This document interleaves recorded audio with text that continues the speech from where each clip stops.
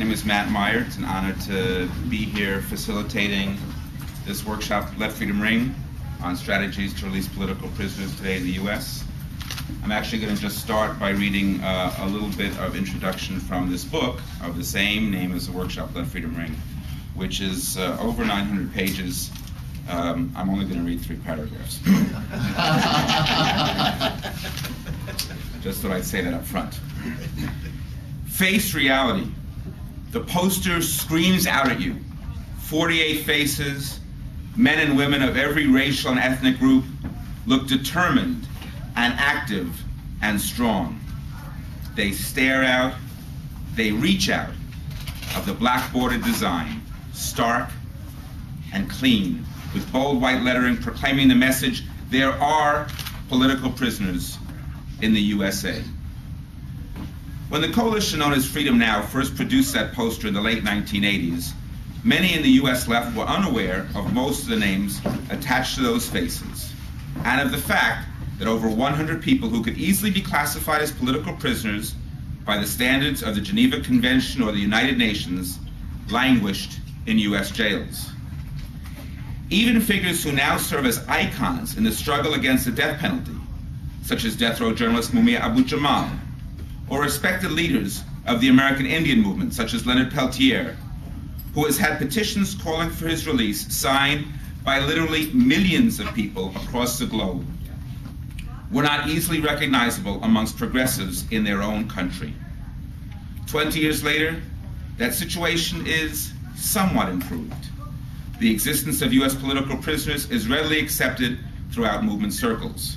And, in what may be surprising news, even to ardent anti-prison campaigners who face depressing conditions every day, no fewer than 27 of the men and women on that Face Reality poster are now out of jail, living productive lives back in their communities.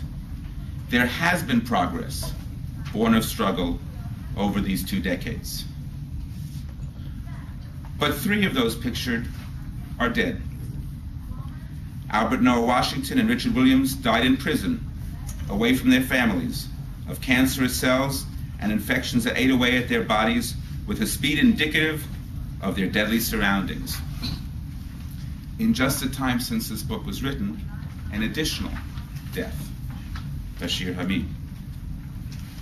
They were denied humanitarian release, even in the late stages of the disease, when freedom would have simply meant the ability to lie in a non-prison hospital bed, surrounded by family and friends. Filiberto Ojeda Rios, also on that original poster, did not die in prison. As is known throughout the island of Puerto Rico, Filiberto, who had been living a quiet, clandestine life in the years since escaping the jailer's grasp, was gunned down at his home by the same FBI that is largely responsible for the unjust and illegal incarceration of his comrades.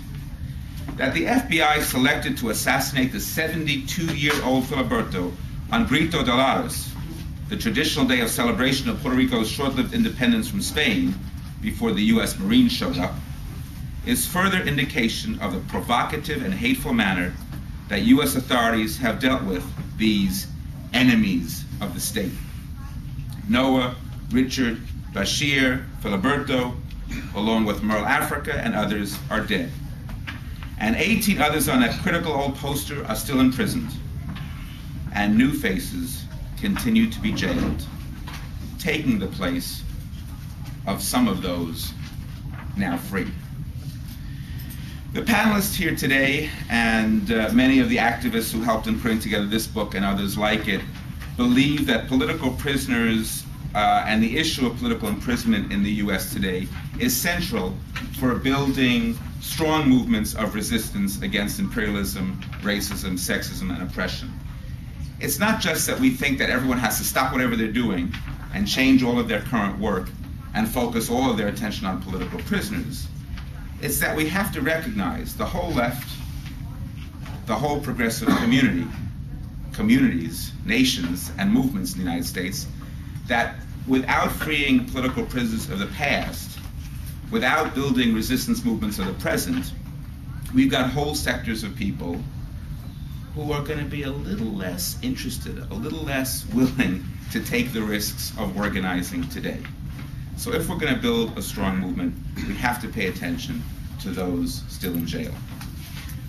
We are honored here today to have 3 former political prisoners with us, and 2 stalwart supporters of political prisoners and supporters of political prisoner movements, who are going to give a little introduction of what will hopefully be a conversation amongst all of us in just a few minutes. I'll introduce a few of them now and a couple of them in a couple of minutes, but I'll start with those folks on my left. I don't know if that's politically, I'm not sure if that's politically on my left, but you know, we're all sort of together here. Starting off today is going to be Laura Whitewoman. And for those who don't, yeah, okay.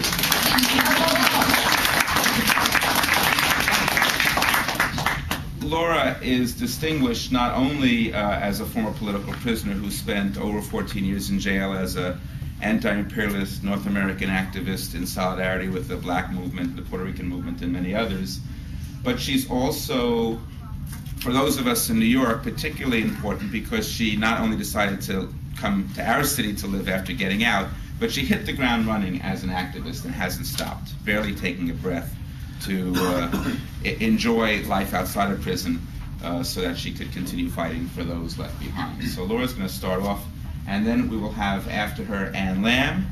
Ann is an activist with the New York City Jericho movement, one of the national groups that bring together a coalition of different movements to free political prisoners. Also a fabulous webmaster and creator of behind-the-scenes, amazing little odds and ends. Please come on in, guys. And after Ann, we're going to hear from Ori Lumumba, who's been a long-time MOVE supporter and one of the key members and leaders of the New York City Coalition to Free Mumia Abu-Jamal.